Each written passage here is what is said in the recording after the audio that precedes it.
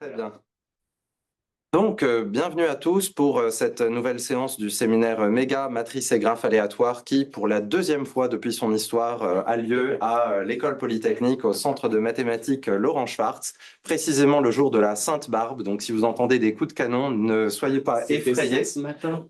Il ne vise pas le réveille à département 6 de heures, maths. Il tire en direction du lac et pas du département de maths, sauf s'ils veulent se plaindre de leurs mauvaises notes. Donc, nous allons avoir le plaisir d'écouter Stéphane Dartois pour le mini-cours de cette matinée sur des problèmes de tenseurs aléatoires. Merci Stéphane. Je te remercie Guillaume, merci Ravel aussi pour l'organisation et puis pour régler tous les problèmes techniques. Je vais essayer de rester un peu devant la caméra liés au Zoom qui facilite les communications entre chercheurs. Donc, discuter ce matin. Alors, aujourd'hui, je vais essayer de vous donner une petite présentation sur une sélection de problèmes de tenseurs aléatoires. So also maybe you prefer me to speak in English. So if you do, please raise your hand. And if you don't, then I'm switching back to French. Okay. Donc voilà. Donc je vais vous parler d'une sélection de problèmes. Alors c'est loin d'être les seuls. Hein. Vraiment beaucoup plus que ça, mais c'est ceux que je connais un petit peu et que j'aime bien. Voilà. Donc c'est vraiment parfaitement personnel. Alors du coup, je vais commencer. Donc il y a beaucoup de parties. Donc peut-être je devrais vous dire, j'ai prévu trop long, hein, c'est vrai. Mais les parties sont finalement assez courtes. Peut-être que si j'arrive à couper certaines d'entre elles, ça devrait passer. Donc je vais commencer par l'introduction, donner quelques motivations. Donc je vais couper beaucoup ça. Définir des notions de valeur propre de tenseurs, mais ce ne sont pas les seules. Je vais parler des liens entre ces notions-là et la physique statistique, dans laquelle il y a des résultats bien connus. Et en particulier, je vais faire les liens entre les questions de physique statistique et la formule de Kac-Rice. Et ensuite, cette formule de Kac-Rice, ça sera un prétexte pour passer à d'autres questions sur les normes de tenseurs, la norme injective en particulier. Je ne vais pas parler des autres normes, malheureusement. Et pour cette norme, j'ai discuté un petit peu de sa définition, de quelques propriétés déterministes qu'on connaît et pourquoi c'est intéressant. Et je vais aussi parler de quel est le cas typique, voilà, qu'est-ce qu'on peut étudier pour des tenseurs aléatoires, qu'est-ce qu'on obtient pour ces normes. Et enfin, j'espère vraiment avoir le temps de vous parler d'une autre méthode pour étudier cette norme injective qui sera, dans un premier lieu, étudiée avec la formule de Kac-Rice, qui est toute nouvelle, qui devrait être sur l'archive d'ici, allez, on va dire avant Noël, hein, voilà. Qui est une méthode de grand moment. Voilà. Noël de quelle année? Je ne peux pas m'engager à ce point-là. Voilà.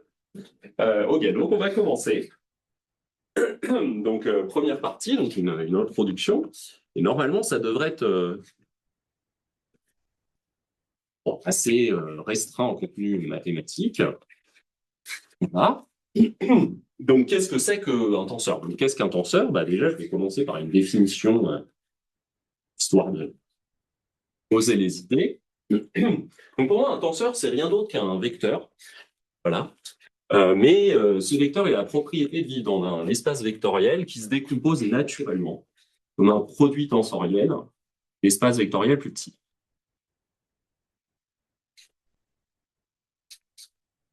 Et mon cas, ça va être un corps, et donc ça, bon, c'est vrai pour tout cas, mais dans le cadre de cet exposé, on va prendre K, qui va être soit le corps des réels, soit le corps des complexes. Et en réalité, j'en ai quand même un peu besoin, parce qu'il y a plusieurs choses dont je vais parler. Pour être honnête, je ne sais pas comment les définir. Si K, je ne sais pas, c'est le corps sur deux éléments, quoi. Donc voilà, donc c'est vraiment le contenu de cette mathématique, de cette introduction, c'est ça. Hein, voilà. Elle est assez vite. Et alors, bon, c'est bien gentil, ces objets. Déjà, on peut se dire, bon, P égale 1, super, on n'a qu'un facteur tensoriel, donc P, c'est juste un vecteur au sens usuel. Hein. Et puis, peut-être, remarque que vous êtes certainement déjà fait, P égale 2. Bon, T, en réalité, hein, c'est une matrice, quoi.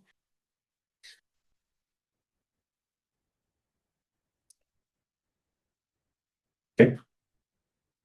Et Euh, la dimension du coup de cet espace vectoriel, enfin, je dis ça parce que je connais pas du tout les produits tensoriels. Tensoriel, c'est le produit des. oui, c'est le produit des DI. Donc, D'accord. du coup, petite remarque, merci. Donc, c'est bien parce que comme ça, le contenu mathématique de cette section augmente, ce qui justifie son existence.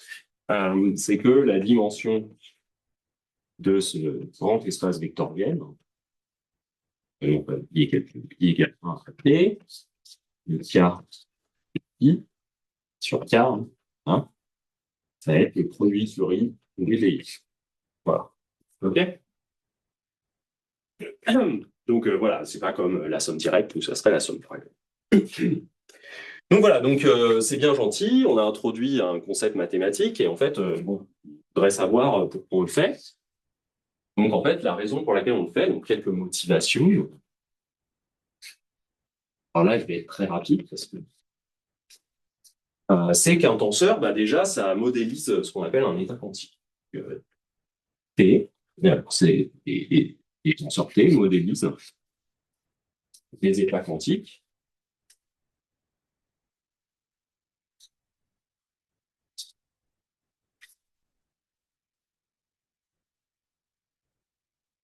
Donc, en gros, c'est des outils mathématiques essentiels pour comprendre les comportements de la physique, j'ai envie de dire de la nature, à petite échelle, que ce soit physique ou à petite échelle d'énergie. Voilà. Ça, c'est un premier, une première remarque. Une autre motivation, c'est que, bah, encore une fois, c'est une motivation physique. Donc, les tenseurs, c'est en code des interactions en physique. ENT.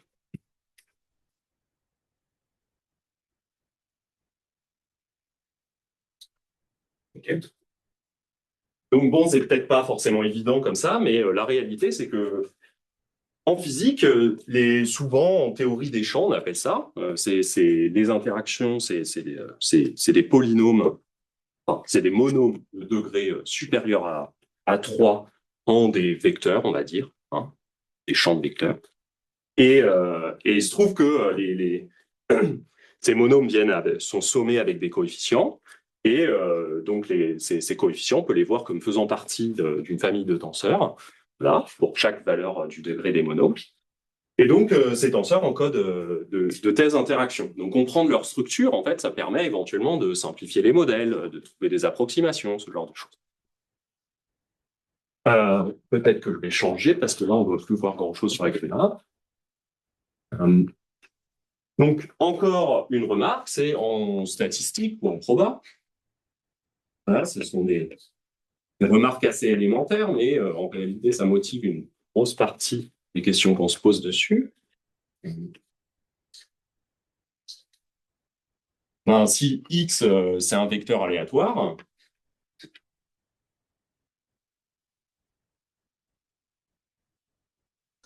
là, on va dire égal X1 jusqu'à XD un certain D, bah, cette quantité, que je vais appeler M, I1, IP, quand elle existe,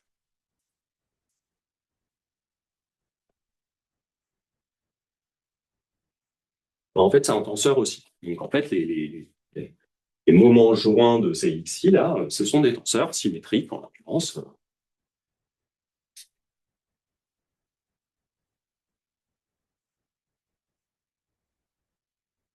Et donc, ça peut jouer un rôle en statistique, par exemple, si on commence à vouloir estimer euh, les moments d'ordre supérieur à 2, donc je sais pas, 3 ou 4, etc.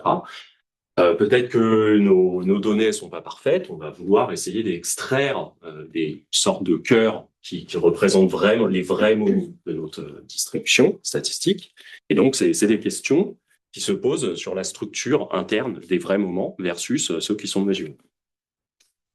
Voilà, et puis bon, après, des choses un peu bêtes, l'imagerie médicale en 3D, c'est aussi des questions sur les tenseurs.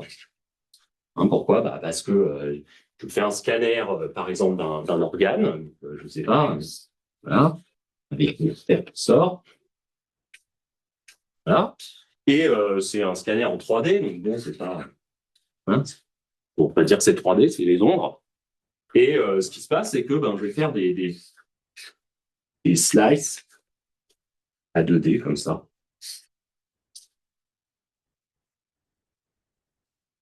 Là, je vais en faire plein. Et donc, chaque coupe du scanner, c'est une image à 2 dimensions. Hein, et l'ensemble de ces coupes, ça me donne une description tridimensionnelle de mon organe. Et maintenant, je vais essayer de trouver des anomalies, des choses comme ça. Et typiquement, je vais le faire avec des techniques de traitement des données sensorielles. Voilà. Voilà. Et donc, bon, tout ça, c'est des motivations. Il y en a d'autres. Alors, bon, je ne vais pas trop en parler, mais il y en a en IA, voilà, en particulier avec les réseaux de neurones convolutionnels et en algorithmique, multiplication matricielle. Donc, trouver la meilleure décomposition. Donc, la multiplication matricielle, c'est un tenseur, hein, parce que c'est une forme bilinéaire en 2 matrices, qui prend 2 matrices en entrée, c'est pas une forme, c'est une application, qui prend 2 matrices en entrée, qui en ressort une, et il se trouve que c'est représenté par un tenseur. Donc, trouver une décomposition aussi efficace que possible de ce tenseur, c'est trouver le meilleur algorithmique, le meilleur algorithme, l'algorithme le plus efficace pour multiplier 2 matrices. Voilà. Donc voilà, donc ça c'est les motivations, et ça va, ça a pris longtemps que prévu. Donc dans cet exposé, quand même, je vais me concentrer sur des questions un peu plus terre à terre, mais il faut savoir que ça vient dans cet exposé.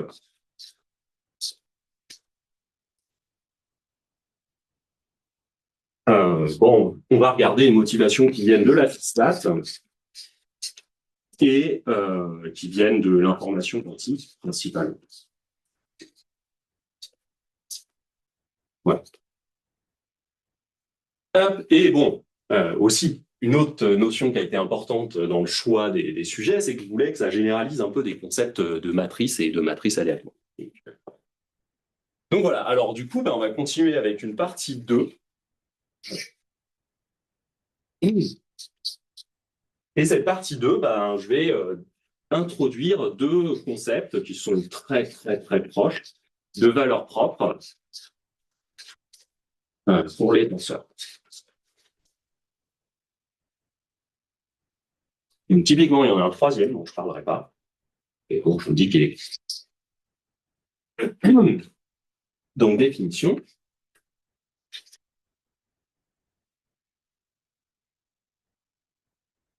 Donc, quand même, je vais dire à qui c'est dû. Je ne sais plus quand. Définition. Valeur propre. Ouais. Là, je vais mettre Z aussi.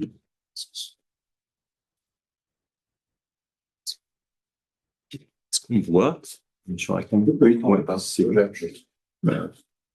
En sachant qu'elle est un peu longue, la définition. Donc, on va commencer avec A. Mais alors, A, ça va être un tenseur symétrique. Donc, il va appartenir à l'espace symétrique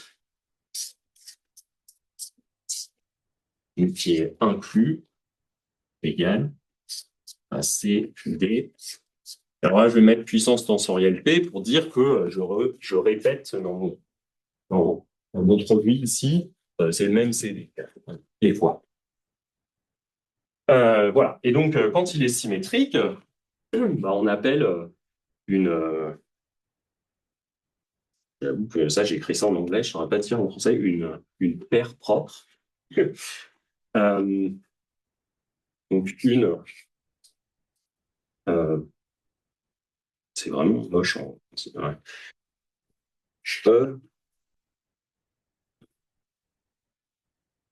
Paire propre.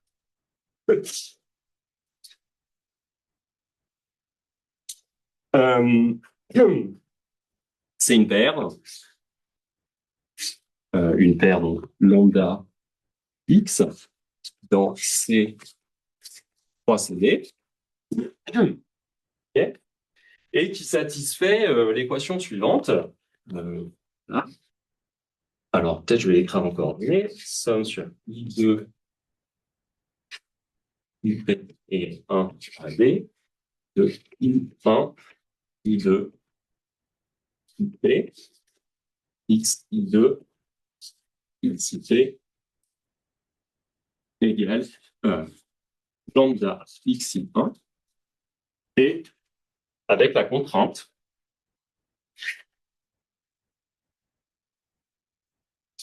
voilà. Et donc j'insiste, on a beau être dans C, c'est vraiment la transposée de x, pas le conjugué hermite.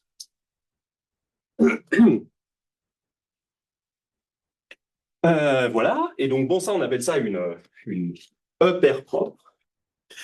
Et donc un autre terme qui est beaucoup utilisé dans cette littérature tenseur, c'est le terme de Z valeur propre, Z paire propre du coup. Je ne sais pas comment utiliser mon tableau là. Voilà. Hein. Et donc je vais continuer en haut. Donc en fait, une Z paire propre, ben, c'est une paire aussi lambda X, mais cette fois-ci dans R fois RD.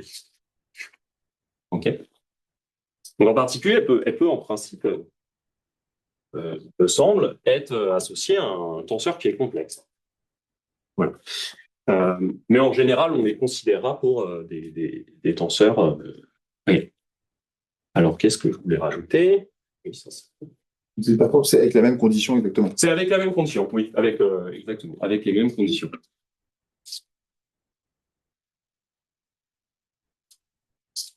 Est-ce que les autres, ils font une référence à tout? J'en ai aucune idée. Aucune, absolument aucune En idée. quelle langue est-ce que complexe par un E et réel par un Z? Je n'en sais rien du tout. J'avoue que, en fait, personnellement, je trouve ça assez bizarre d'avoir voulu absolument distinguer les deux comme ça. Donc, mais les personnes qui l'ont introduite, enfin, ils sont plusieurs, en particulier Lee Kuan-Ki, il a beaucoup travaillé là-dessus, mais il y a eu d'autres personnes qui ont fait la même chose, et même, et je vais être parfaitement honnête, c'est-à-dire même la définition de E paire propre, il y en a plusieurs différentes dans la littérature, elles sont souvent plus ou moins équivalentes, mais il y a des subtilités pour passer de l'une à l'autre. Et donc, bon, c'est pas non plus quelque chose de définitif. Si vous vous rendez compte qu'il faut changer un tout petit peu la définition pour avoir ce que vous voulez, n'hésitez pas, parce que il ne se gêne pas. Voilà. Donc voilà, donc peut-être une petite proposition / remarque.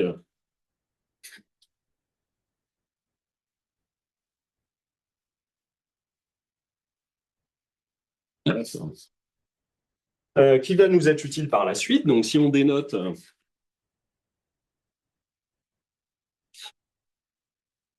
par SD-1 la sphère unité réelle, c'est-à-dire X en RD, X transpose X égale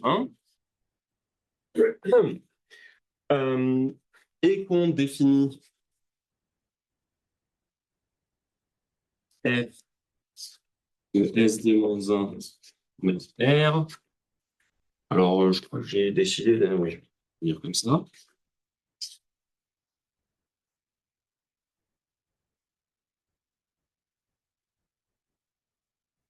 Okay. Est-ce que c'est clair ce que ça veut dire ça? Et c'est vraiment le produit scalaire de A vu comme un vecteur avec X tenseur P vu comme un élément de ça, mais où c'est C partout et D partout. Voilà. Un vecteur avec un multi-indice ici. Oui, c'est ça, c'est un vecteur avec un multi-indice. Non, mais juste pour être sûr, parce que des fois, on pose la question. L'ensemble des... Alors, ça va être les Z.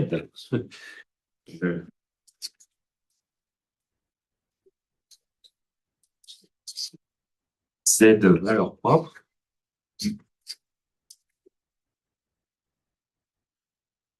Non, en fait, je ne veux pas dire valeur propre, parce que c'est pas vrai. Les Z paires propres.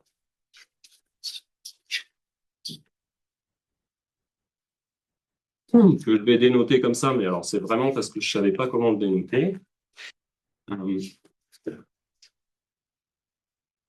Ça va être égal pair f x star, x star, r.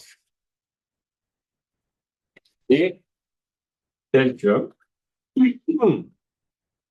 le gradient de f à x star égale 0. Et alors, quand je dis gradient, je devrais quand même être un peu plus précis et dire que je veux dire le gradient sur la variété de la sphère VT. Donc vraiment, c'est juste la remarque qu'il faut se faire, c'est vraiment un tout petit calcul, hein. C'est juste que ces z paires propres, ce sont vraiment les paires points critiques et valeurs de cette fonction au point critique. Okay, donc c'est assez élémentaire, mais ça va nous servir pour la suite. Et ensuite se trouve un théorème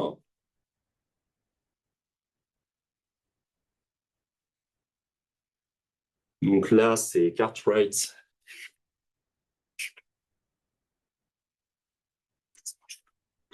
et Sturm-Pels, j'imagine que ça se prononce. Et le théorème, c'est soit P supérieur ou égal à 3. Et en fait, c'est un théorème qui va nous dire combien il y a de E paires propres. Et alors, on a soit P qui est supérieur à 3, on a A, un tenseur symétrique complexe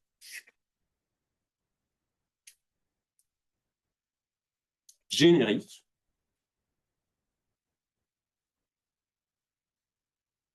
Et par ça, je veux dire qu'il n'y a pas de relation algébrique entre les coefficients de A sur Q. D'accord? Alors,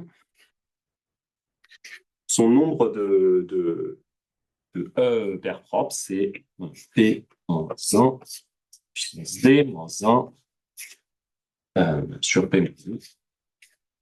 Alors, il a 1 pour 3.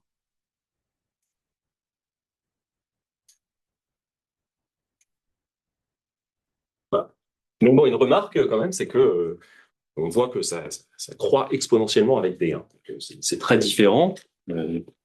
Si on imagine que ces E paires propres sont en quelque sorte analogues aux valeurs propres des matrices aléatoires, des matrices, pardon, ben, on a un comportement qui est très différent en D.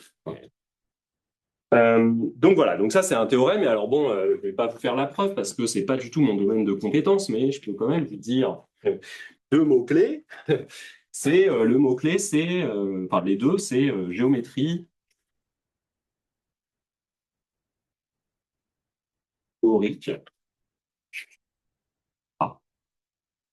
Donc c'est une forme de, c'est un cas particulier de géométrie algébrique, et c'est des variétés qui vraiment, ça consiste à étudier des variétés qui sont invariantes sous une certaine action de groupe. Et ces groupes, ce sont des tors. Voilà, et donc bon, c'est pas mon domaine, donc je préfère que vous posiez pas trop de questions. Voilà, et une remarque qui suit.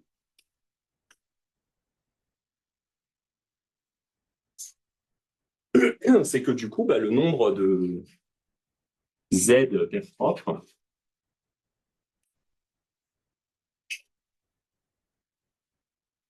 c'est borné par cette quantité.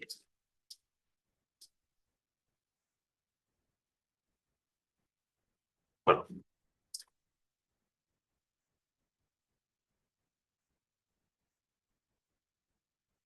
Donc voilà, et donc c'est bien gentil. Donc là, ce qu'on a, c'est que on sait donner un nombre de E paires propres. On sait du coup borner les Z paires propres parce que ce sont des cas particuliers de E paires propres. Hein, c'est une contrainte supplémentaire. Et en fait, on pourrait se poser plein de questions. Alors, une question liée à la partie suivante, c'est qu'est-ce qu'on peut dire sur ces Z paires propres dans le cas typique. Voilà. C'est-à-dire, si je prends des tenseurs aléatoirement, est-ce que je peux dire quelque chose sur le nombre de Z paires propres, par exemple? Alors, il se trouve que oui. Et c'est lié à ce que je vais raconter maintenant. Donc, Guillaume, est-ce que tu vois ici T'en fais pas, t'en fais pas. Mais si je prends ça, Je m'en occupe. c'est juste pour être sûr que C'est juste que l'autre bout du tableau a l'air assez extrême. Stéphane, tout est sous contrôle. Ok. Excuse-moi Stéphane, c'est quoi la référence de la preuve géométrique théorique? Ouais. C'est un. Je me souviens plus du titre, mais c'est vraiment ces deux auteurs-là. Là Ouais, ouais. Ouais. Ça doit dater du début des années 2000, quelque chose comme ça. Et en fait, c'est assez facile à trouver. Hein. Je pense le titre, c'est quelque chose comme le nombre de valeurs propres d'un tenseur ou quelque chose comme ça. Voilà. C'est sûr, mais Ce résultat-là, ça date des années 2000. oui, je crois, oui. Je me souviens bien. Je garantis pas. Mais... voilà. Et donc voilà. Donc une question assez naturelle à se poser, par exemple, ça serait si je prends un tenseur aléatoire symétrique aléatoire, est-ce que au moins en grande dimension, le nombre de z paires propres, on peut le comprendre? Est-ce qu'il est proche de cette borne? Est-ce qu'il en est éloigné? Voilà. Et ça, tout ça, c'est très lié à ce que je vais raconter maintenant, donc qui doit être ma partie 3. Clic.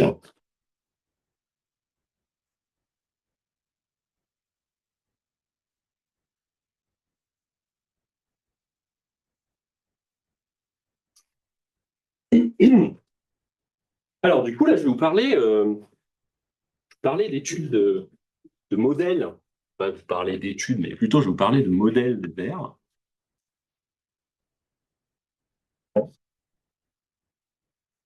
Stéphane, Oui. quand on parle de paire propre, Mm.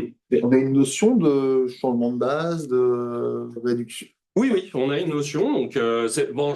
Enfin, comme j'ai dit, j'ai déjà prévu beaucoup trop, donc ça va pas Mais- trop intervenir dans Mais ce une que je vais notion dire. de Mais diagonalisation de tenseur, non, si, non. Donc, c'est pas lié. Mais par contre, tu vois, le spectre d'une matrice, il va être invariant par changement de base. Oui. Hein. Bon, bah là, c'est pareil. Si tu changes de base, l'action de groupe, donc c'est des tenseurs symétriques. Donc, ce qui va se passer, c'est que tu vas changer. En l'occurrence, soit avec un U, soit avec un O, soit un unitaire, soit un orthogonal, et tu vas en prendre un et tu vas agir sur chaque indice avec le même unitaire orthogonal, d'accord? Ça va te donner un A tilde, l'ensemble des E paires propres, des Z paires propres, pardon, dans le cas réel. Donc c'est vraiment orthogonal. Je viens de me rappeler qu'il y a cette condition. L'ensemble des Z paires propres, il va rester invariant sous l'action du groupe orthogonal. Mais cette condition, elle est un peu bizarre, tu vois. C'est-à-dire dans le cas complexe, c'est pas une question, c'est pas une condition de norme, c'est pas préservé par l'action de groupe. Donc, mais par contre, t'as pas de diagonalisation au sens, voilà, c'est plus compliqué. À minima, c'est pas bien compris. Voilà, on peut dire ça.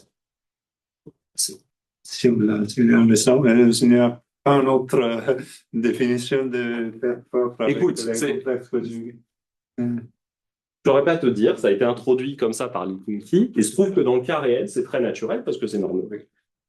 Donc du coup, moi, ça me convient. Mais c'est vrai que dans ce que j'étudie dans le cas complexe, c'est pas la condition qui est naturelle.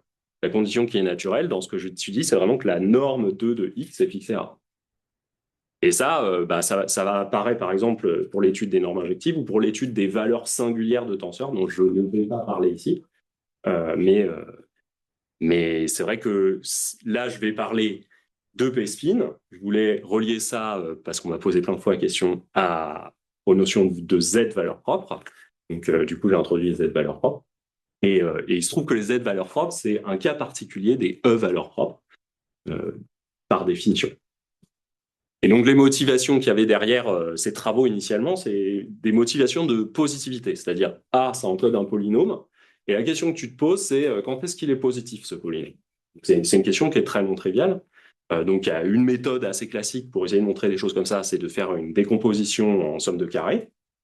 Il y a des algorithmes qui le font, mais il y a aussi des théorèmes d'existence, et même plus, des fois on a même des exemples, littéralement, mais à la base, il y a des théorèmes d'existence qui disent qu'il existe des polynômes positifs que tu ne peux pas décomposer en somme de carrés. Donc du coup, il faut trouver d'autres méthodes, et une façon d'attaquer ce problème et qui a motivé la définition des Z valeurs propres et des E valeurs propres, c'est que si tu étudies les Z valeurs propres, en connaissant la Z ou la E valeur propre minimale, tu peux te prononcer sur la positivité du polynôme. Voilà. Mais tu vois, quand tu y réfléchis, tout ça, ça fait sens dans le cas réel. Donc quand xt et x égale 1, c'est la même chose que juste normaliser ton vecteur. Dans le cas complexe, ça me paraît pas du tout évident. Donc après, peut-être que c'est des conditions qui t'assurent, par exemple, que tu vas avoir un nombre fini de telle valeur propre. Parce que tu vois que si tu commences à normaliser par la norme de x, dans le cas complexe, tu vas avoir une invariance par rotation d'une phase. D'accord? Donc, du coup, l'équation que tu as là, en fait, tu vas trouver un ensemble tu peux trouver un ensemble de θ, tu vois, tel que θ puissance p moins 1 égale 1. Et ça, normalement, ça doit te laisser cette partie-là invariante. D'accord? Donc, a priori, tu as un ensemble continu de solutions à ton équation. Mais bon, voilà, c'est la définition. Moi, ce qui m'intéresse le plus, c'est les Z valeurs propres dans le contexte, parce que c'est de ça dont je vais parler maintenant. Alors, modèle de verre de spin. Alors, qu'est-ce que c'est Bon, il est quelle heure déjà? On va voir combien de temps on va dessus. Donc, les modèles de verre de spin, c'est des modèles qui ont été introduits en physique comme des modèles jouets pour étudier la dynamique et de systèmes qui mettent beaucoup de temps à relaxer, d'accord, à atteindre l'équilibre. Et donc, l'heuristique qu'il y a derrière, c'était d'essayer d'étudier des problèmes dont le paysage en énergie est très compliqué, avec beaucoup d'extrémas locaux. Et du coup, on se disait, voilà, si on a une dynamique où on relaxe, on essaye d'atteindre le niveau de plus basse énergie, on s'attend à ce qu'on reste bloqué s'il y a beaucoup de minima locaux et qu'on mette du temps à en sortir. Donc voilà, c'est vraiment ça. Et maintenant, donc je vais un peu rapidement là-dessus, mais maintenant la question c'est qu'est-ce qu'on peut introduire comme modèle qui potentiellement a cette propriété. Et donc, une façon de le faire, c'est d'introduire un Hamiltonien, donc une fonction énergie, HA, qui va être définie sur un espace de configuration, qui va être la sphère unité, dont on a beaucoup parlé, et qui va prendre une configuration X, voilà, et qui va l'envoyer vers HA de X, qui est exactement ce qu'on discutait précédemment, à une normalisation près, ce qui va être racine de B.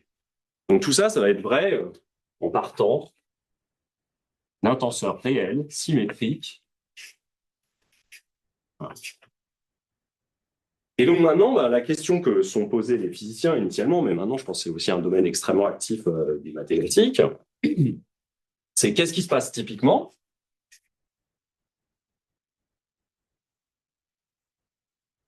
Quel est le comportement physique d'un tel système typique? Et du coup, on prend A aléatoire.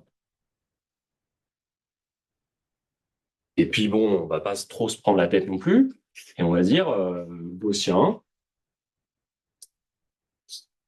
Indépendant, les entrées sont indépendantes à symétrie près.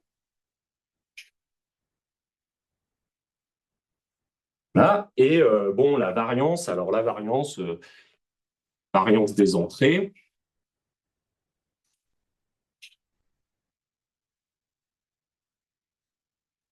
On va dire que c'est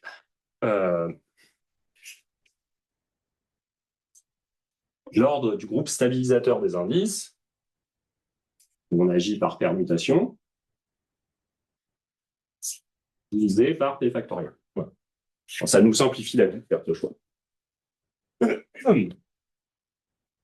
Voilà, et donc, ça c'est vraiment assez typique. Alors, qu'est-ce qui motive un peu ça? C'est simple, c'est si on prend un tenseur gaussien aléatoire sans symétrie, on agit dessus avec le projecteur sur le sous-espace symétrique, mais en fait, c'est exactement ce qu'on obtient comme variance des entrées. Et le tenseur résultant est évidemment gaussien puisqu'on agit dessus linéairement. Donc voilà. Et donc du coup, ce qu'on va faire, vu qu'on veut essayer de comprendre un peu l'heuristique et la physique de tels modèles.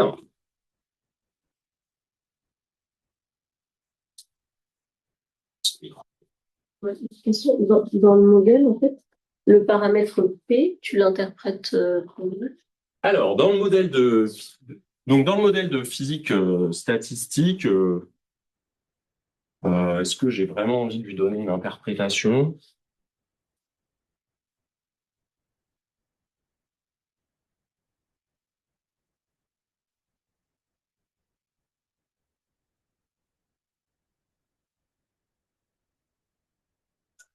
Alors, dans ce modèle-là, moi, mais je ne peux pas me prononcer pour le reste de la communauté, je ne donnerai pas d'interprétation transcendante, à part le fait qu'il y a quand même un changement très abrupt de comportement entre P égale 1 et P égale 2, et ensuite P égale 2 et P égale 3. Au-dessus de P égale 3, grosso modo, il se passe la même chose. Voilà. Et tout ça, c'est vraiment lié au comportement du nombre de points critiques, qui est très différent. Et en fait, quand il pense, c'est juste que tu passes de fonction linéaire, P égale 1, à des polynômes quadratiques, P égale 2, et puis ensuite cubique et plus. Typiquement, c'est plus complexe. Par contre, des modèles très similaires qui peuvent s'introduire. Donc, en théorie des jeux, par exemple, tu peux te poser la question de qu'est-ce qui se passe si j'ai un jeu dont tous les joueurs sont en coopération et en fait, les gains de ces joueurs ne dépendent pas des choix de mouvement du jeu qu'ils font. D'accord. Donc ça, on appelle ça un jeu symétrique, coopératif. Et ben en fait, ces gains de ces joueurs, ils vont être encodés dans un tenseur. On peut les encoder dans un tenseur. Donc les entrées I1, I2, les choix de valeurs I1, I2, etc. C'est des choix de mouvement faits par chacun des joueurs. Et P, c'est le nombre de joueurs. Du mouvement, tu veux dire des coups. Oui, coups, pardon. C'est juste, je pense en l'action anglais, d'un ou je l'action traduis d'un. directement. Donc voilà. Et oui, move. c'est coup. Voilà, move. Non, mais tu vois, j'arrivais plus à retrouver coup. Je me suis dit, bon, ils vont comprendre si je dis mouvement. Voilà. Et donc maintenant, ce qui se passe, c'est que tu peux te poser la question, qu'est-ce qui se passe quand le nombre de coups est très élevé? Donc ça, c'est vraiment envoyer D à l'infini. Mais tu peux aussi te poser la question, c'est un grand nombre de joueurs qui interagissent, qu'est-ce qui se passe? Bon, j'envoie P à l'infini. Voilà. Donc ça, pour moi, ça serait une interprétation assez naturelle. Il se trouve que la réalité, c'est que maintenant, tu vas plus avoir trop tendance à vivre sur SD-1, parce que tu veux plus normaliser le vecteur par sa norme euclidienne, mais tu veux que ton vecteur, ça soit un choix de distribution de probabilité sur les coups. Voilà, c'est ça une stratégie. Et donc, du coup, maintenant, tu normalises plus par... tu veux que la somme des entrées, tu veux des entrées positives et que tu veux que la somme des entrées soit égale à 1. Donc, c'est pas tout à fait le même problème, mais reste qu'heuristiquement, ça va beaucoup se ressembler. Pardon, Stéphane, c'est l'histoire de théorie des jeux sur un tenseur. Il y a une littérature à ce sujet.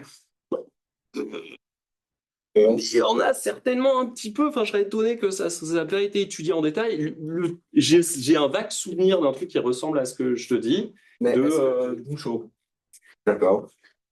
Mais je pense que ça a dû être étudié par d'autres personnes que lui. Hein. Et est-ce que c'est lié aux E pair propre et aux Z pair propre ou pas du tout? Parce que non, là, donc c'est ce que je disais. Oui, voilà. Donc là, c'est ce que je disais à l'instant. C'est-à-dire, heuristiquement, tu t'attends à des analogies, mais en pratique, tu vis plus. Enfin, la question que tu te poses maintenant, c'est plus sur la sphère comme variété, c'est sur l'ensemble des X dont la somme des entrées est 1 et les entrées sont positives. Voilà.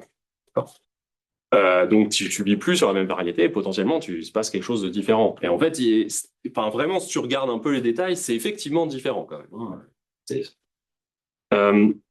Voilà, donc voilà, je peux te donner ce nom-là, mais j'ai pas lu son papier en détail et honnêtement, j'en sais pas plus. Voilà. Alors, du coup, tout ça, c'est bien joli, mais moi, je voudrais en revenir à mes questions de nombre de points critiques, de Z eigenpair et tout ça. Et du coup, Alors, du coup, je vais passer beaucoup de tout ça. Du coup, je vais définir une notation, voilà, une notation.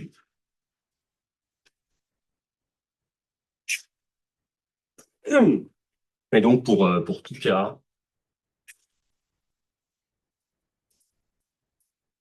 et pour tout i que je vais choisir être un intervalle dans R, mais bon, c'est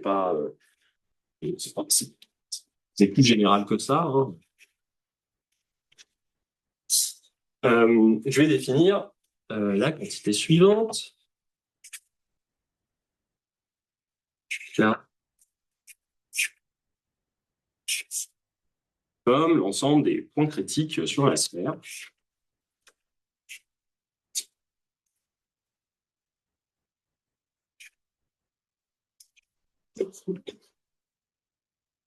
Tel que 0 et h à x on partira i. Et qu'est-ce que je veux mettre d'autre? Et indice h de x égale k. Donc, c'est l'ensemble des points critiques sur la sphère de mon Hamiltonien, de ma fonction h, si vous voulez, tel que h prend en ses points critiques une valeur dans i, et l'indice du point critique en x est fixé à k. Donc, en particulier, pour k égale 0, ça va être le nom de... Ça va être, pardon, il manque un nombre ici, là.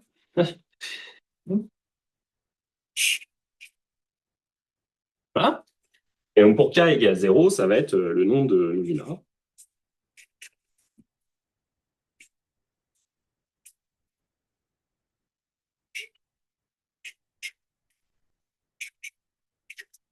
Voilà, bon, par exemple. Et donc, ça, je vais passer. Hop. Ouais. Et, et je vais effacer ça.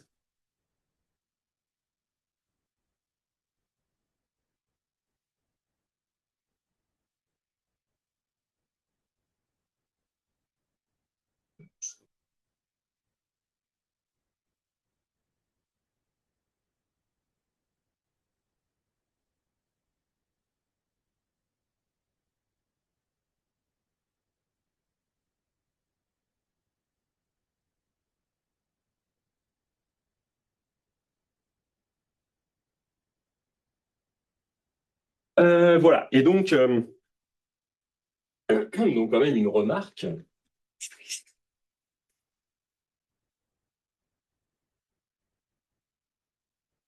Hein, le nombre de points critiques total, c'est théorie, c'est vraiment la somme sur K.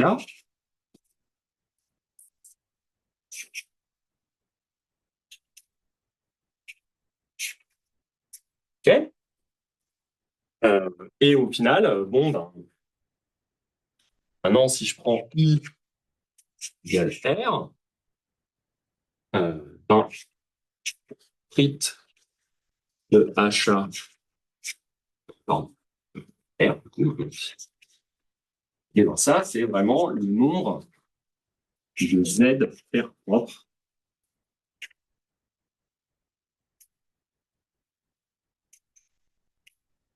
Voilà.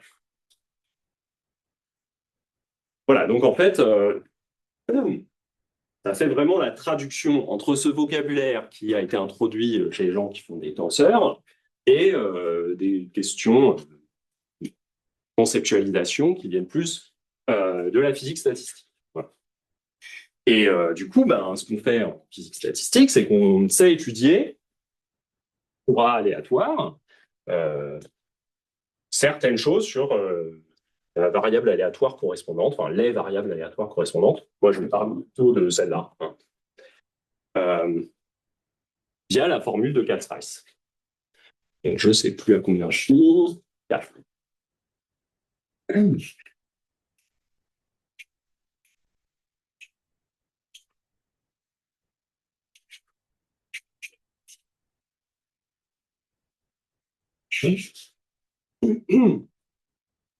Alors, comment ça marche? C'est un petit peu plus général que ce dont j'ai besoin, mais j'ai quand même introduit comme ça. Donc, je vais partir d'une variété M infiniment différenciable, de dimension B.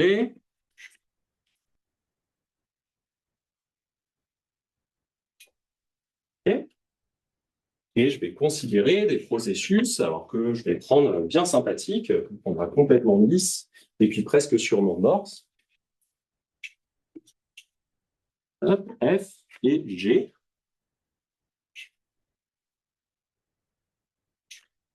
Et, oui. Et voilà.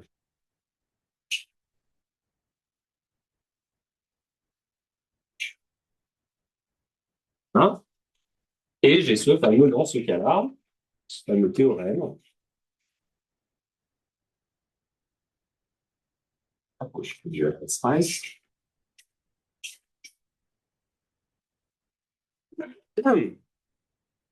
Il va me dire que pour Pouilly, alors encore une fois, c'est un peu plus général que ça, mais comme comme je passe les conditions techniques, ça me permettre de dire qu'il est un intervalle.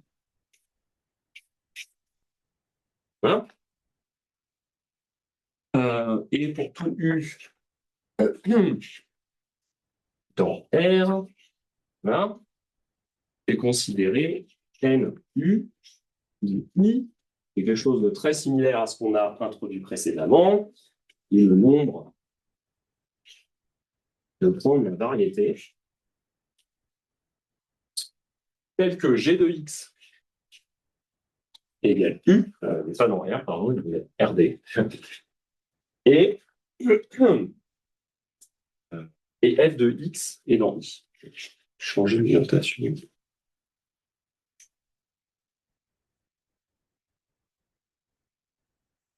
Et alors, le théorème, c'est la valeur moyenne de cette variable aléatoire, LU, c'est égal à une grosse intégrale qui fait souvent peur.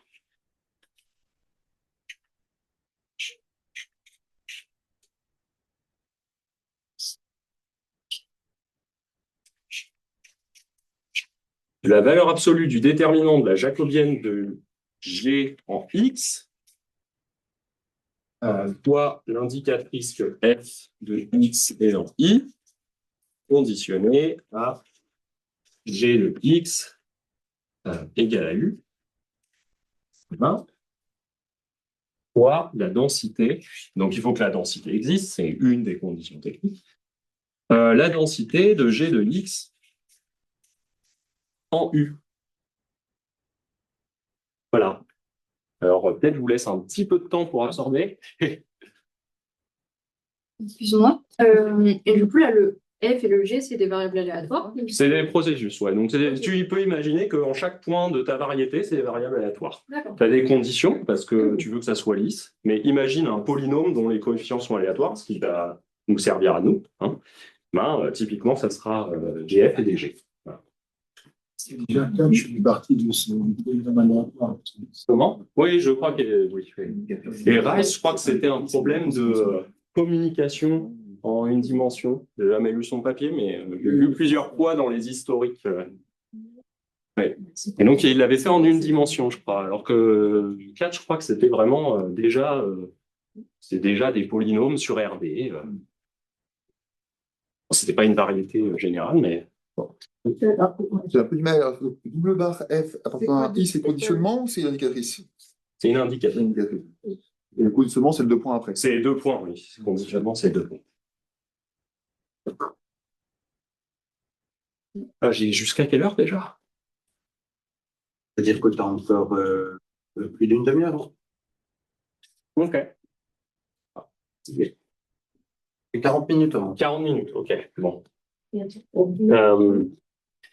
Voilà, alors bon, je vous cache pas que la preuve est quand même assez technique. Ceci dit, on m'a demandé d'essayer de donner une idée. Vous l'essayez.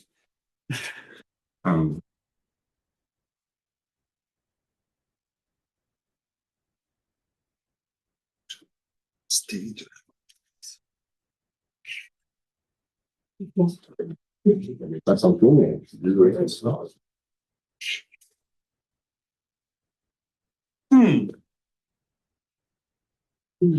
Idée de preuve, donc. Alors, idée de preuve, je dirais même plutôt qu'est-ce qu'il faut essayer de faire, plus que vraiment une idée de preuve. Donc, l'idée initiale, c'est d'essayer de représenter une variable aléatoire n et i. Alors, évidemment, je vais changer de limite comme cette limite.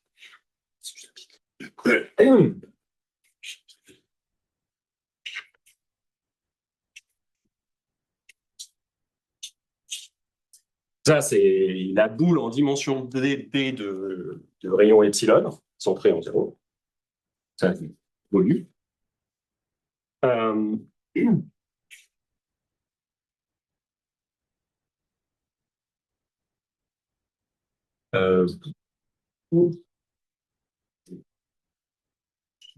Voilà, j'ai une indicatrice. Donc c'est l'indicatrice que g de x moins u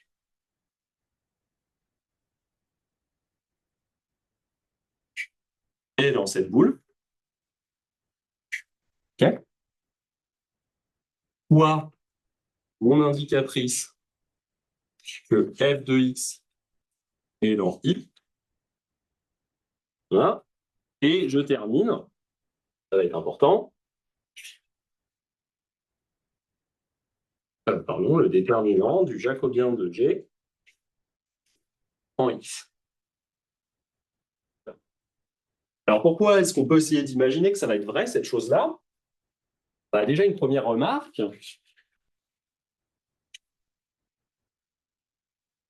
c'est qu'on a tout epsilon supérieur à 0, on a cette propriété que 1 sur le volume de la boule en dimension de rayon epsilon fois l'intégrale dt de l'indicatrice T est dans la boule de rayon epsilon, ça c'est égal à 1. D'accord? C'est une première remarque. En fait, le but, ça a été d'essayer de connecter ça avec cette quantité. Donc ça, c'est vrai pour tout epsilon. Hein. Donc en particulier, je vais pouvoir me permettre de le prendre aussi petit que je veux. Et donc maintenant, si je reprends cette formule intégrale, donc, là, je prends plutôt ça. Okay. Bon, alors déjà, je vais regarder ce qui se passe quand f de x est dans i. Hein, parce que de toute façon, quand c'est pas dans i, bah, ça va valoir 0. Donc là, du coup, je peux oublier cette indicatrice. Là. Donc maintenant, je m'intéresse à cette intégrale.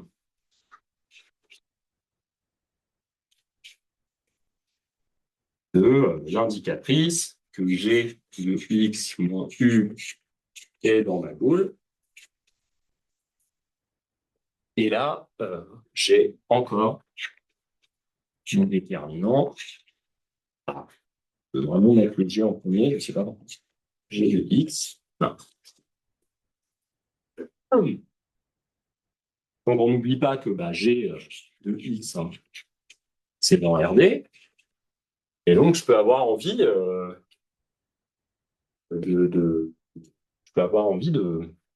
faire une sorte de changement de variable, dire que c'est égal à t dans RD. Donc en fait, ce qui va se passer, c'est que maintenant, si je prends epsilon très très petit, bah, en fait, ces valeurs ici, là, les points x où ça c'est vrai, c'est-à-dire g de x moins u est dans la boule, bah, elles vont être isolées. Donc du coup, je peux essayer de me concentrer au voisinage de ces points x. C'est vérifié, c'est indicatrice voie.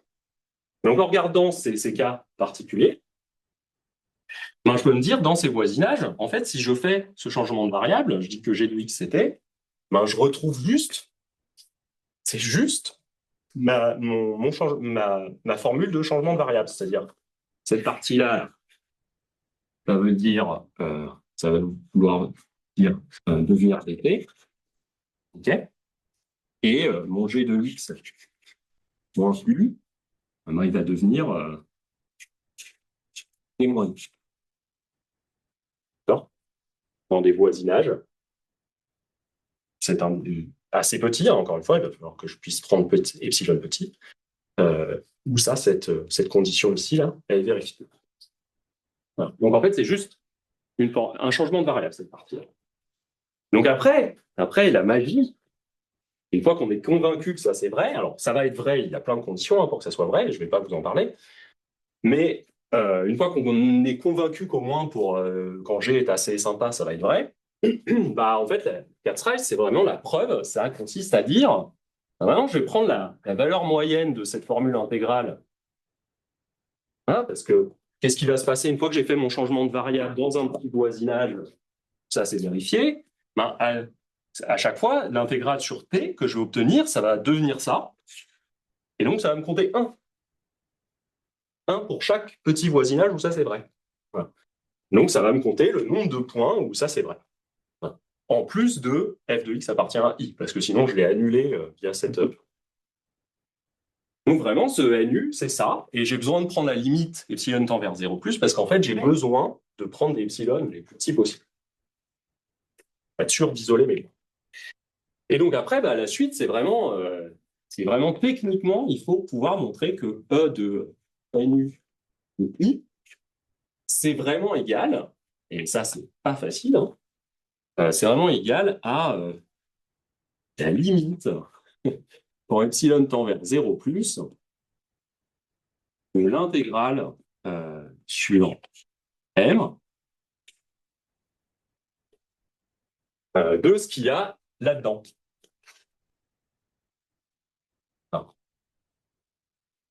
De la moyenne de, j'ai envie d'appeler, comment j'ai envie de l'appeler celui-là, hein, θ epsilon de x. Voilà. Donc ça, bon, bah ça, je ne vais pas vous en parler, parce que c'est la quête de page. Mais alors, du coup, ce qui va se passer, c'est que maintenant, quand même, quelque chose que vous pouvez peut-être voir, vous, c'est que bah, quand j'envoie epsilon vers 0, en fait, j'ai cette indicatrice ici, qui va se retrouver dans la moyenne. Et donc, c'est ça qui va me faire sortir... Voilà. C'est ça qui va même me faire sortir ce conditionnement. Voilà. Là, il suffit de reprendre les définitions de valeur moyenne conditionnelle. Et donc, voilà, et ça va me donner la fameuse formule de Cat's-Rice.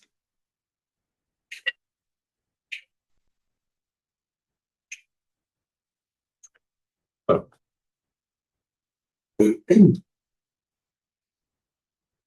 OK. Alors, maintenant que j'ai ça,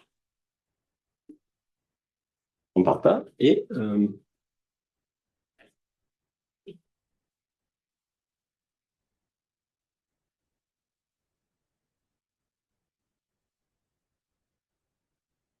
Alors bon, les physiciens, ils font avec des fonctions delta, et ils disent les fonctions delta, c'est un changement de variable, machin. Bon, ils ont pas tort, hein, ça marche très bien, donc je leur en veux pas, mais c'est vrai, comme je me suis dit, peut-être ça vous plairait pas, donc je vais essayer de faire sans trop fonction de delta, même si en vrai c'est la même chose. Hein, voilà, et donc si je reviens à Pespin, donc c'est super cette formule de Cat's-Rice parce que du coup on peut l'utiliser en pratique et donc grâce à bon, c'est pas vraiment uniquement grâce à eux, mais je crois que ça doit être la première référence réellement rigoureuse sur le sujet.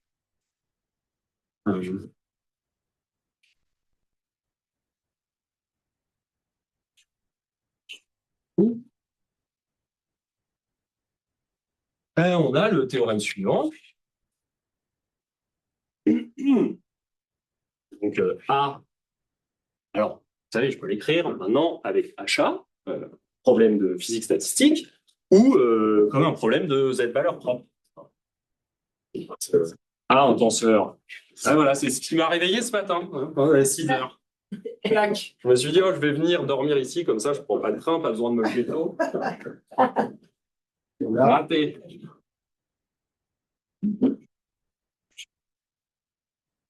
Voilà, donc réel, hein, gaussien, tout ça, comme je l'ai écrit précédemment. Et je me répète. Et donc, il y a cette fameuse... Bon, en fait, ils font beaucoup plus que ça. Juste en résumé pour ce qui nous intéresse. Et traduit en termes de Z valeur propre, de la valeur moyenne du nombre de Z,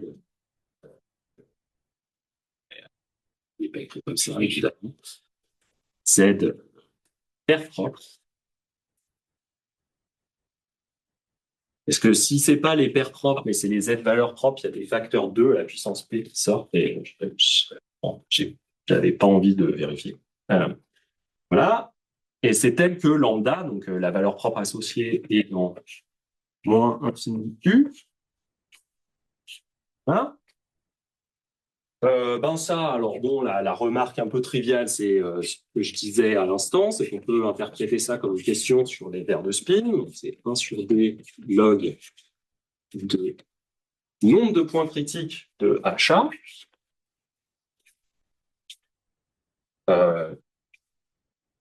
Dans moins infini U.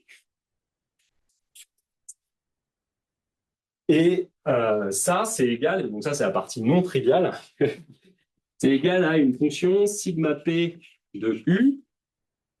Alors, je me trompe tout le temps sur le nom, donc j'espère ne pas dire de bêtises, mais en plus, je ne sais pas le dire en français. Alors, je ne sais pas le dire en français, donc c'est la anil complexity, log complexity. Mais alors, ce que je peux dire en français, c'est qu'elle est définie, c'est une fonction par morceau, définie par morceau. Bon, son expression, pas super sympathique, hein. Voilà, mais ça s'écrit. Et c'est explicite. Explicite. Voilà. Et je peux vous faire un petit dessin. Là, je peux pas. Hein? Ça, on peut rapidement voir son comportement.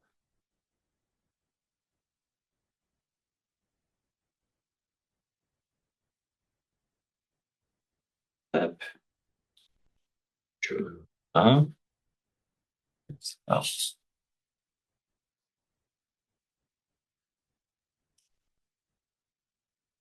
Voilà, donc ça, c'est U.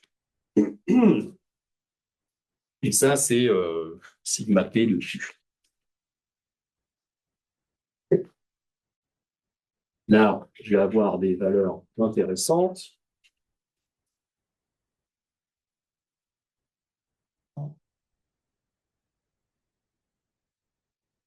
Hein?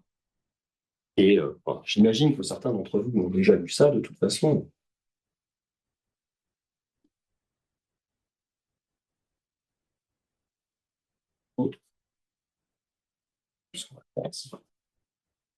Voilà, ça se comporte à peu près comme ça. Et donc voilà, et donc bon là c'est 0. Hein. Alors pourquoi c'est intéressant ce 0p? Ben, on voit que le 0p en dessous de moins E0p, ben, ma complexité logarithmique est négative. Et au-dessus de E0p, ben, elle devient là aussi, elle devient aussi négative. Et entre les deux, ben, elle est positive. Donc qu'est-ce que ça veut dire? Ça veut dire qu'en moyenne, le nombre de points critiques ici, dans cette bande en énergie,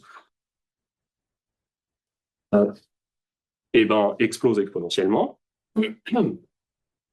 Tandis que ben, en dessous, c'est-à-dire sur cette partie-là, eh ben, le nombre de points critiques est supprimé de l'exponentielle. Et donc ça, oui. Elle n'est pas censée être croissante? Parce que les Z paires propres avec lambda dans moins l'infini U, quand j'augmente U, il y en a plus. Oui, pardon, c'est parce que je pensais à une autre façon. Oui, bah, oublie la partie positive, ouais. Voilà. Et plus comme ça. Voilà. Mais oui, tu as raison, c'est ça. C'est juste, j'ai pas envie de dessiner. Pas envie de dessiner ce qui se passe après 0. J'ai bon, voilà. Une autre façon de penser au problème, c'est pertinent de juste s'y mépriser. Donc oui, voilà, disons que c'est ça. Très bien. Merci pour la remarque. Et donc pourquoi c'est intéressant cette remarque? Bah, là c'est négatif et là c'est positif, c'est que en fait, si le nombre de ce que ça me dit, c'est qu'asymptotiquement, en fait, j'ai pas de point critique en dessous de cette valeur-là, et autrement, j'ai une explosion du nombre de points critiques. Et en fait, ça, physiquement, c'est le point critique de plus basse énergie, donc c'est ce qu'on appelle l'état fondamental.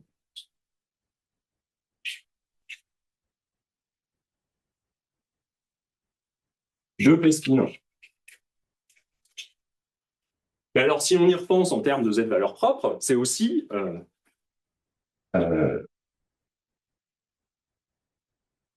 alors bon, strictement parlé, c'est des bornes inférieures sur l'état fondamental de P-spin, et c'est aussi une borne inférieure sur la plus petite Z valeur propre. Alors, bon, soyons précis. Voilà.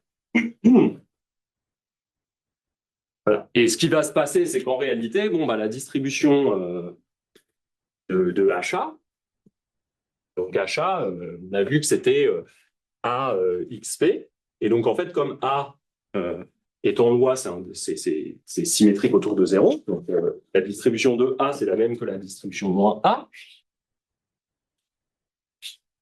En fait, ça nous renseigne, c'est pour ça que j'ai tendance à symétriser, ça nous renseigne aussi sur la plus grande Z valeur propre. Voilà, c'est la même chose, hein, c'est complètement symétrique le problème. Et voilà, et aussi sur l'état de plus grande énergie de P-spin. Voilà. Alors, ça, j'imagine que c'est ce que je veux dire, voilà, pour P-spin. Donc là, on a réussi, en piquant juste les résultats de la physique statistique, on a réussi à dire quelque chose sur la plus grande et la plus petite Z valeur propre. Et en réalité, on sait aussi dire quelque chose sur comment se comporte le nombre de Z valeur propre. Et en fait, quand on regarde précisément, plus précisément que je ne l'ai fait ici, je crois que ce qu'on montre, c'est que le nombre typique. Alors, je suis désolé, je n'ai pas revérifié, je viens de me rendre compte que je ne l'ai pas mis dans mon note. De Z valeur propre.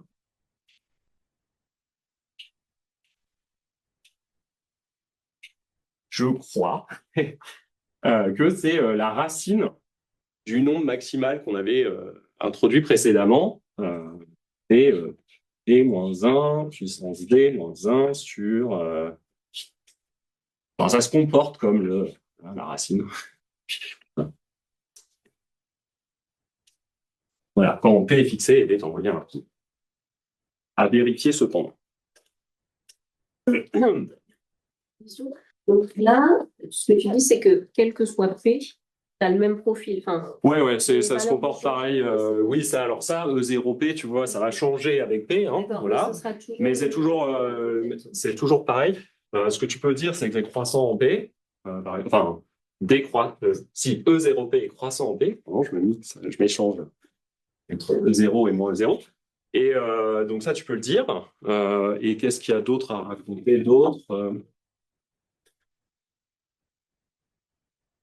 après, oui, il y a plein de résultats supplémentaires. C'est-à-dire, tu peux vraiment montrer que l'état fondamental de P-spin, c'est moins E0P, et que du coup, la plus petite Z valeur propre, c'est moins E0P. Je peux dire que presque sûrement, c'est vrai.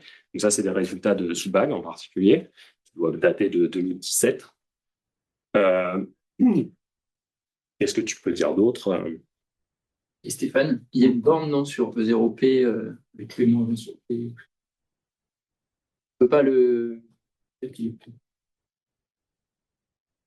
y a plein de bornes, mais je ne sais pas de laquelle tu parles précisément. C'est-à-dire, il y en a vraiment plein. Parce que, par exemple, une façon d'obtenir une borne, c'est juste d'étudier le min de A, I1, D. Tu peux aussi peux aussi contracter A sur un ensemble de P-2 vecteurs et puis étudier la plus petite valeur propre associée à la matrice résultante. Tu vois, et ça va aussi te donner des bornes inférieures. Je ne sais plus lesquelles sont lesquelles, donc voilà. Probablement qu'il y a des bornes, mais je ne me souviens pas. Enfin, comme ça, là, si tu me dis pas laquelle précisément, je me souviens pas laquelle. Enfin, je ne sais pas laquelle c'est.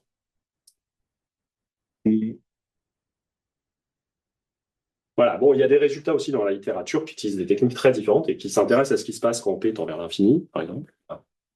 Bon, c'est sous-optimal en général. Et là, je voulais quand même placer ça.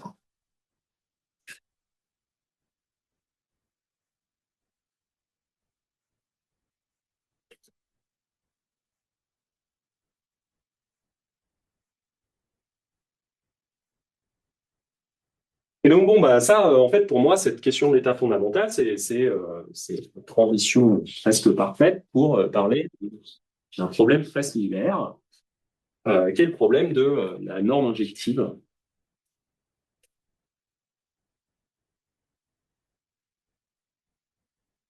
De tenseurs.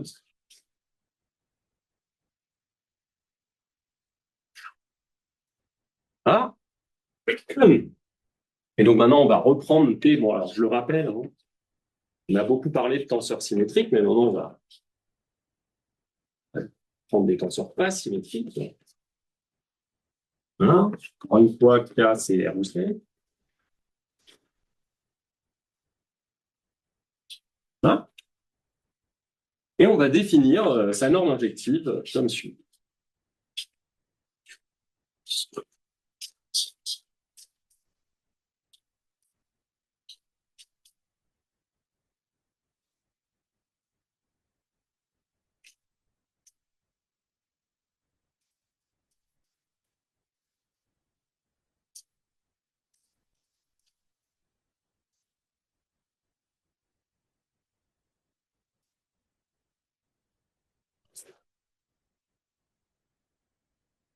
Alors, bon, petit commentaire, hein, c'est vraiment la valeur maximale de l'overlap entre T et un tenseur simple ou séparable de rang 1, selon votre terminologie préférée, normalisé. Donc ça ressemble un peu hein, à ce qu'on a dit. Et puis en fait, quand on y pense, bon, ce max, bah, c'est un polynôme qu'on essaye de maximiser. Donc ce max, ça va être un point critique. Hein.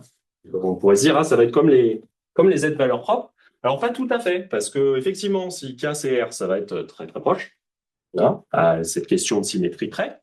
Mais si K c'est C, bah, encore une fois, on n'a plus la même normalisation. Et donc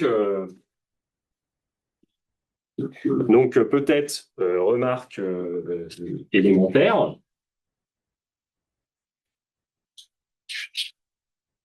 Donc déjà,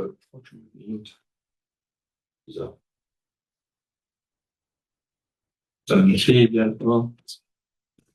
Donc quand P égale 1, bah, ça va être juste c'est juste la norme 12 de P. Hein. Voilà. P égale 2. C'est une matrice, encore une fois, et donc sa norme injective, ça va être sa norme opératoire.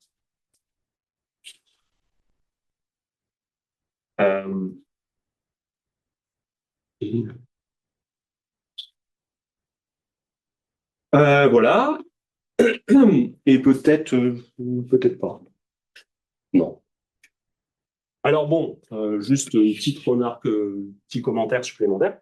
Donc cette norme, elle apparaît en information quantique comme une mesure d'intrication, voilà, ce que les physiciens appellent l'intrication géométrique. Donc c'est intéressant parce que c'est une mesure d'intrication qui peut s'étudier quand P est plus grand que 2, c'est-à-dire quand il y a plus que deux parties du sous-système qu'on étudie. Je ne vais pas entrer trop dans les détails parce qu'il faudrait faire un cours sur le sujet, mais quand même un autre point dans lequel elle apparaît, c'est qu'il y a en informatique quantique, il y a des classes de complexité, comme en informatique classique, et donc il y en a une qui s'appelle QMA, et il faut penser que c'est NP quantique.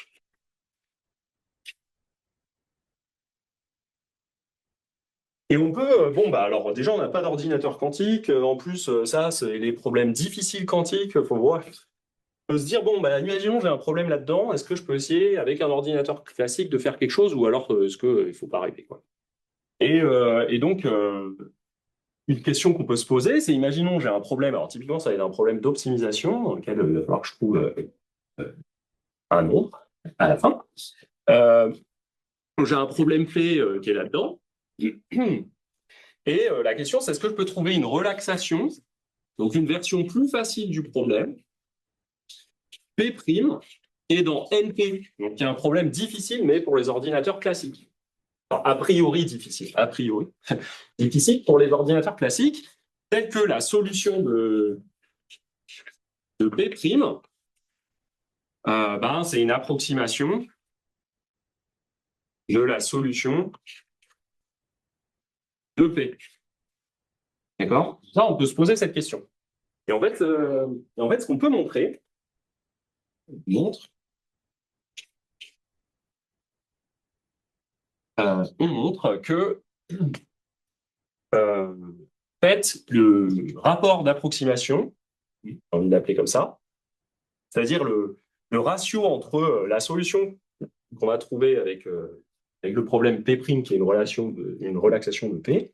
Donc le ratio entre la solution du problème P' et la solution réelle du problème P, ben, qu'on appelle C typiquement, alors je ne sais pas pourquoi, et ben, ça va être le minimum sur T, tel que les tenseurs, tel que la norme 2 de T est fixée à 1, de la norme injective de T. Le pire ratio d'approximation, c'est-à-dire dans le pire cas avec les pires problèmes, qu'est-ce qu'on va trouver ça, et ça, on peut montrer que pour un tenseur T dans CD tenseur T, hein, on montre que c'est 1 sur 2 P-1, pas sur 2, D P-1 sur 2. Donc bon, pour D grand, c'est assez mauvais, hein, on ne va pas se mentir. Et pour P grand, encore plus mauvais. Voilà, donc bon, ça c'est une motivation, et donc ça c'est le pire cas. Donc une question qu'on peut se poser, c'est quoi le cas typique? Parce qu'en fait, ce qui va se passer, c'est qu'à chaque problème, il va y avoir de manière cachée associé un tenseur qui va être associé au problème P, et en fait, sa norme injective, ben, ça va nous donner une borne inférieure sur le facteur d'approximation par un problème NP. Et donc le pire cas, ça va être ça, mais on peut se poser la question de c'est quoi le cas typique? Et donc là, je vais dire 6 cas typiques.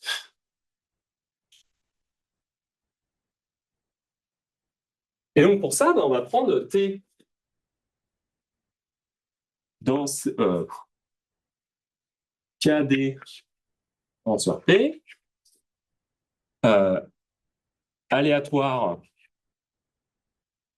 à entrée ID gaussienne.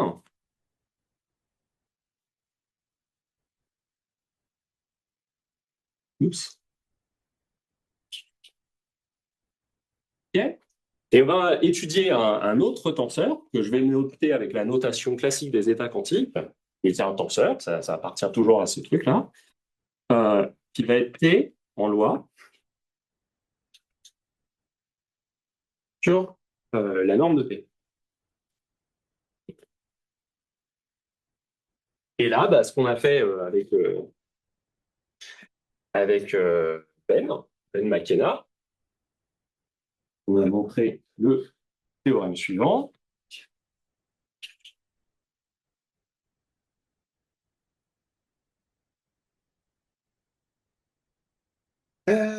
Bon, c'est un peu lourd à écrire, mais c'est assez similaire à ce que j'ai écrit précédemment. Et P supérieur ou égal à 2, en l'occurrence, c'est que la limite, quand D tend vers l'infini, de 1 sur D, du log de la probabilité que norme injective de t soit supérieure à sur racine de d, enfin, faut normaliser quand même, soit supérieure à racine de p E0p plus epsilon. Bon, ça, on va dire c'est inférieur à 0. C'est un peu plus précis que ça. Et la limite en d tendant à l'infini, 1 sur d, la même chose mais avec psi maintenant. Norme injective de psi.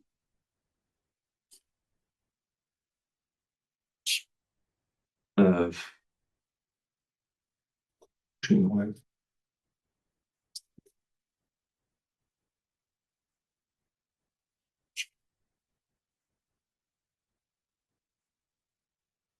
Euh,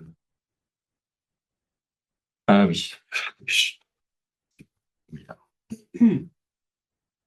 Donc ça va être 1 sur d p moins 1 sur 2. Voilà. Donc on retrouve nos fameuses bornes. Fois un facteur qui est juste racine de p de 0p plus epsilon inférieur à 0. Donc ça, c'est une première partie du résultat. Donc je pense que pour vous, probabiliste, j'ai pas besoin d'expliquer ça, parce qu'en fait, bon, bah là, j'ai pris un tenseur gaussien, j'ai calculé la norme injective, et puis bah là, j'ai pris le tenseur gaussien normalisé face à la norme 2, et bizarrement, hein, si je passe le racine de d là, bah, on voit que le 1 sur d, p moins 1 sur 2, c'est juste racine de d divisé par la norme de d, la valeur moyenne de la norme. Donc c'est clairement, c'est juste de la concentration. Une fois qu'on a ça c'est très bien. Voilà, et alors bon, on a peut-être, je donne pas trop de détails parce que le temps, l'heure tourne, parce que j'imagine j'ai jusqu'à 30, c'est ça? 25? Encore 10 minutes, disons. 25, d'accord. Ouais. Donc je vais, voilà. Mais donc on a des résultats analogues quand P tend vers l'infini et D est fixé. Et alors pourquoi c'est intéressant? Parce qu'en fait, dans un ordinateur quantique, P, c'est le nombre de qubits.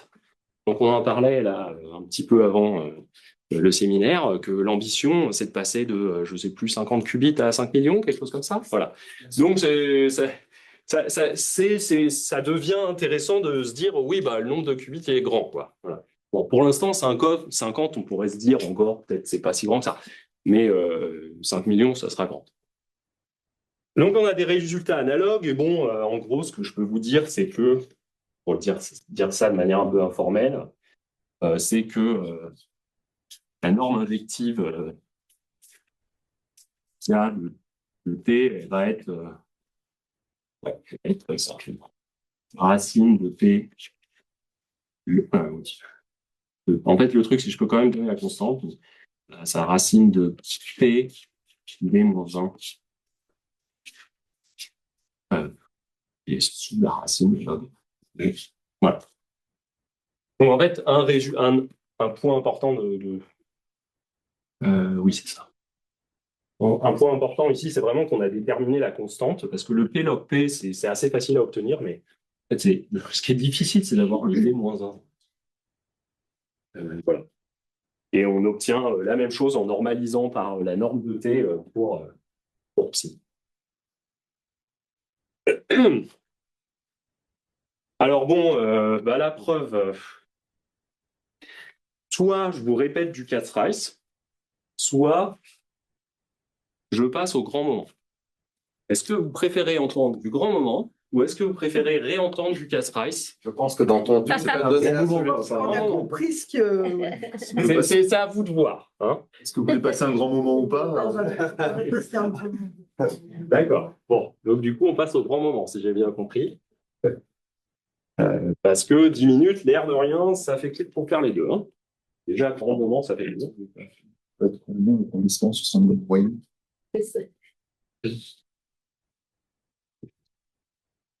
Un grand moment.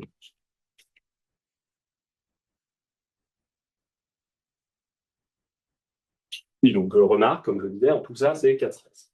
Et on traque les points critiques et on trouve la même chose. On voit que là, à la place, on a racine de P au 0P.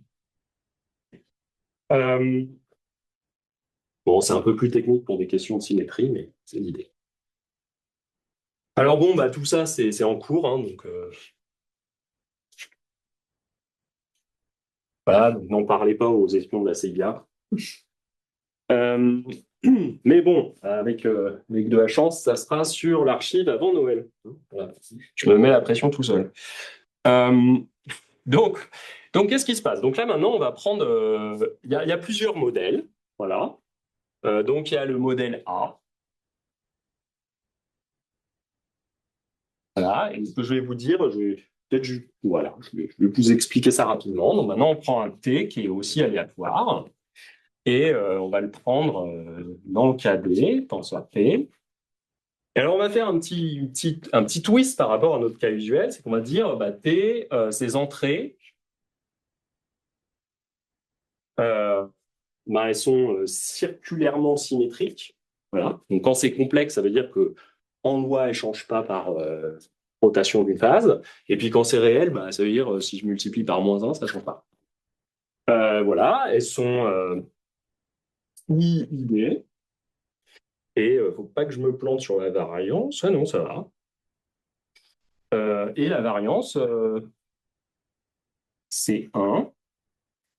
Et puis en fait, je vais aussi dire un truc, mais ça ne devrait pas vous poser trop de problèmes. C'est, alors en français, je ne sais pas le dire, mais on va dire strictement sous-gaussienne.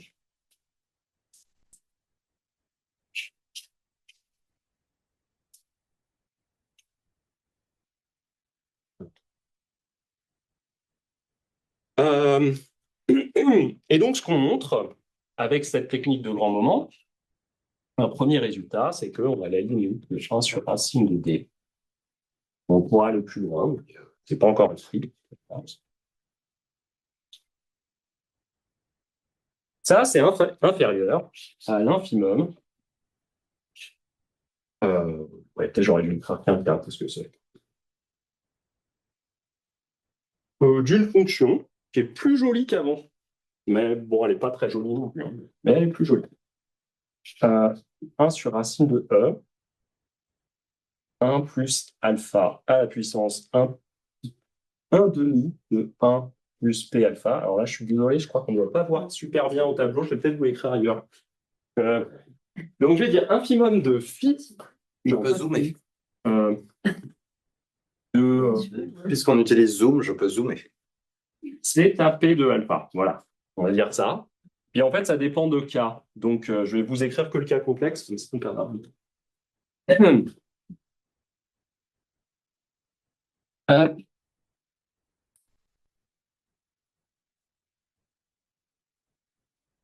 Et alors, zeta de C, c'est similaire pour R.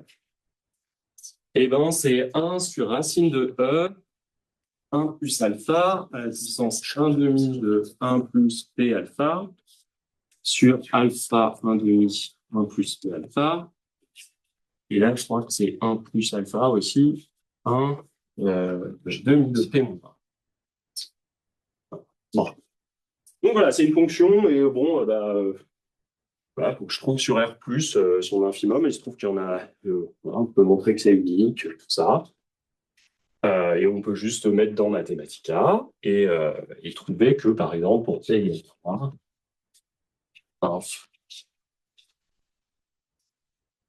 alors, en l'occurrence, c'est vrai pour les deux. Donc, complexe et réel. C'est quelque chose genre 3.04 bidule truc. Voilà. Et après, on peut aussi montrer, donc suite du théorème, que limite, quand t tend vers l'infini, que 1 sur racine de t log t, la valeur moyenne est encore une fois la norme injective de t là, et alors ça, c'est inférieur à racine de d moins 1. Voilà. Et alors, on peut aller plus loin, on peut étudier d'autres modèles qui sont assez intéressants pour l'information quantique, mais j'en parlerai que si j'ai le temps.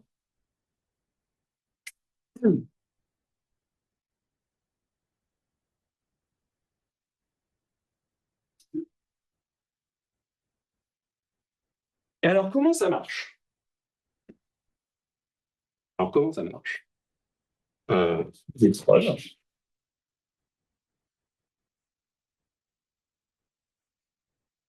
Alors, en fait, c'est assez rigolo, mais c'est une remarque qu'on s'est faite avec Ben il y a déjà un certain temps, hein. On travaillait sur carrément une autre question et on s'est retrouvé à devoir écrire des bornes. Et en fait, en calculant des trucs, je suis tombé sur ça. Et je me suis dit, ça me sert à rien pour mon problème, mais peut-être que je peux l'utiliser autrement. Et donc là, il y a un théorème qu'il faut écrire. Et qui dit que pour tout est déterministe, bon, c'est plus général, pardon, c'est B, P, et U1, UP, uniforme sur la sphère unité. Alors, la sphère unité réelle ou complexe, donc je vais mettre un petit plat ici pour le rappeler. Indépendant. Alors, on a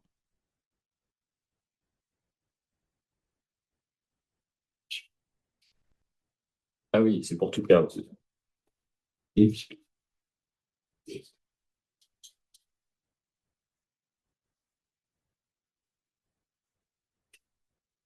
alors bon, voilà. C'est K.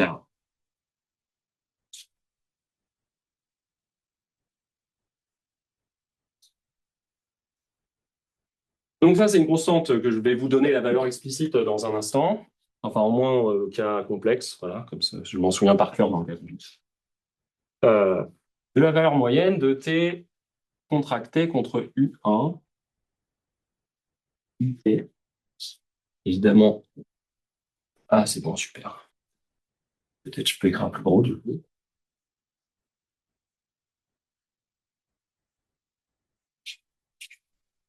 Voilà. Voilà, et en fait, c'est C là, les constantes qui sont parfaitement explicites. Et donc, par exemple, pour K égale C, c'est même parfaitement stupide. C'est-à-dire, C et D K, c'est égal à coefficient binomial D plus K moins 1 K à la puissance D. Coefficient binomial avec la répétition. Ça peut être une liaison avec. Oui, oui.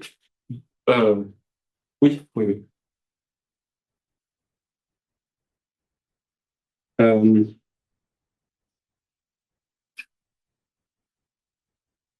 Et voilà. Et donc, bon, il se trouve que pour R, on a aussi un truc un peu similaire, mais on doit l'écrire avec des fonctions gamma. Et, et on peut faire le cas des tenseurs symétriques, qui est un peu particulier aussi, hein, pour avoir de meilleures bornes pour que ça marche. Mais ça, je ne vais pas vous dire. Donc, ce théorème-là, bon, bah, il n'est pas compliqué à prouver en soi. Voilà. Oui, c'est pas compliqué, mais ça prend du temps. Et donc, sachant qu'on sait montrer ça, donc voilà, ça sera certainement dans le papier aussi.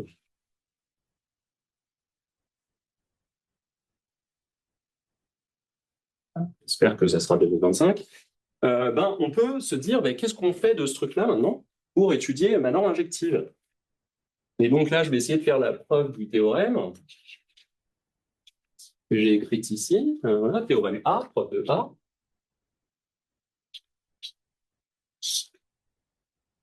Mais en fait, on va se remarquer très rapidement, pour tout T, en fait, la moyenne sur T, voilà, générale. Et bien ça, même chose que ça. Enfin, c'est plus petit que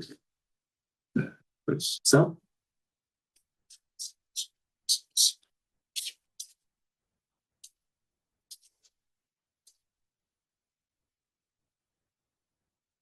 Jusqu'ici, j'ai rien dit. Hein. Il manque un 2K quelque part. Oui, il manque un 2K, merde. Voilà. Donc jusqu'ici, j'ai pas dit grand-chose, hein, on est d'accord. Et ensuite, c'est sympa parce que j'ai ma petite borne ici qui est vraie pour tout tenseur déterministe, hein, et en particulier, on peut utiliser là-dedans. Donc, ça va être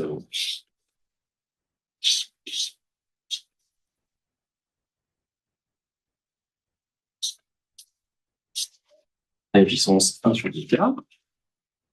Et puis maintenant, il faut que je calcule cette chose. Valeur moyenne sur U, valeur moyenne sur T, et 2.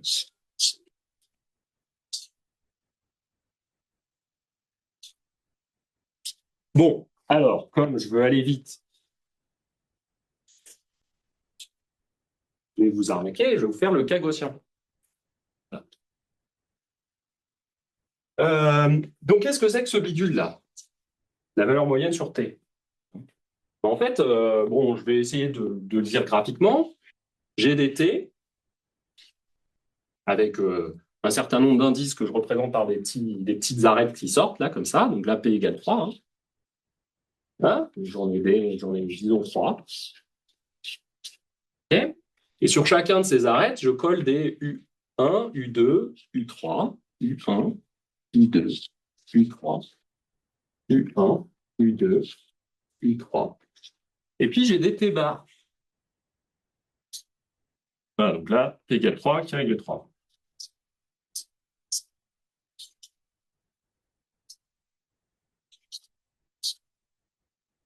Là, j'ai U1 bar, U2 bar, U3 bar, U2 bar, U3 bar, U1 bar, U2 bar, U3 bar.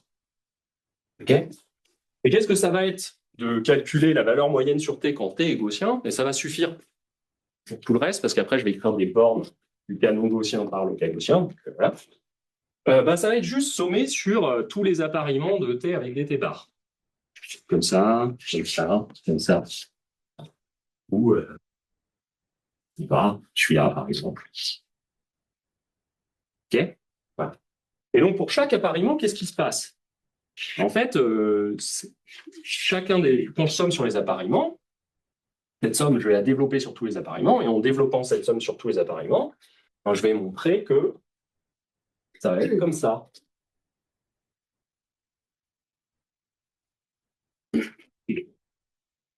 Cette somme, ce développement, ça va être somme sur les appariements, le produit de valeur moyenne sur T, de 1T. Voilà.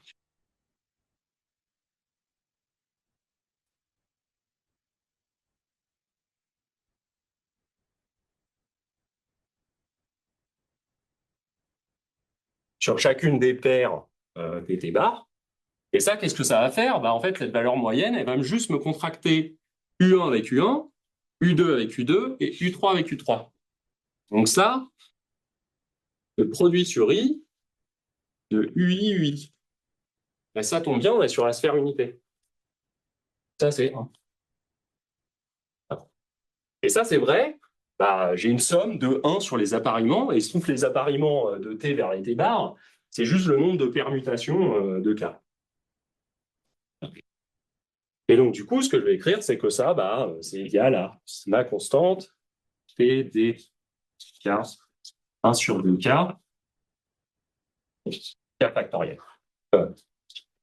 1 sur 2. Et alors, pourquoi je dis grand moment? Donc ça, c'est vrai pour tout cas. Et donc, pourquoi je dis grand moment maintenant? C'est simple, je vais étudier la limite. Alors bon, en fait, c'est pas la seule, on en étudie plusieurs, mais premier cas, et je vais m'arrêter là, je pense. Je pose D égale alpha, alors voilà, pour être précis, alpha K pour un alpha.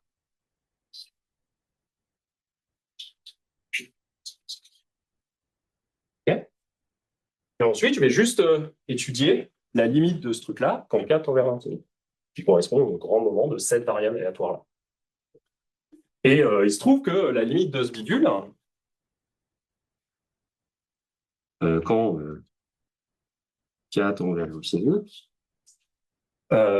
c'est racine de D zeta.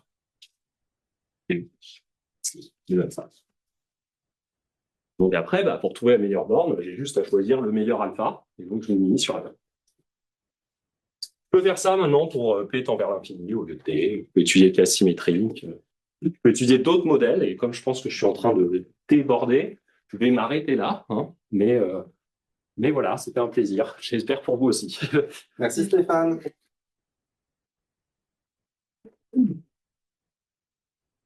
Alors, y a-t-il des questions?